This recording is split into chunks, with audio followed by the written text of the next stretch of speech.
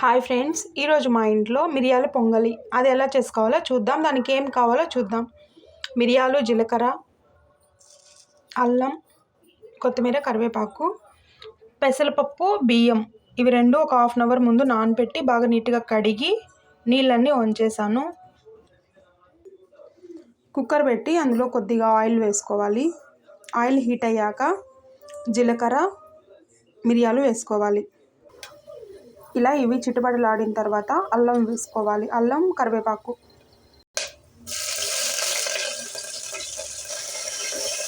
ఇప్పుడు కొత్తిమీర వేసుకోవాలి. కొద్దిగా పసుపు వేసుకొని మిక్స్ చేసుకోవాలి. ఇందులో తిరగబాతలో పచ్చిమిర్చి అయినా వేసుకోవచ్చు, లేదా వేసుకోకపోయినా బాగుంటుంది. కొద్దిగా సాల్ట్ వేసుకోవాలి. ఇప్పుడు ఇందులో ఈ బియ్యము, పెసరపప్పు వేసుకోవాలి. నేను ఈ గ్లాస్తో ఒక గ్లాస్ బియ్యము, హాఫ్ గ్లాస్ పప్పు వేసుకున్నాను. నేను 3.5 గ్లాసెస్ వాటర్ వేసుకున్నా.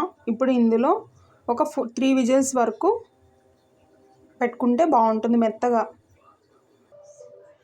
ఇలా మూత తీసి బాగా మెత్తగా కలుపుకోవాలి. కలుపుకుంటే వేడివేడిగా మిరియాల పొంగలి రెడీ. చట్నీతో సర్వ్ చేసుకొని తింటే చాలా బాగుంటుంది.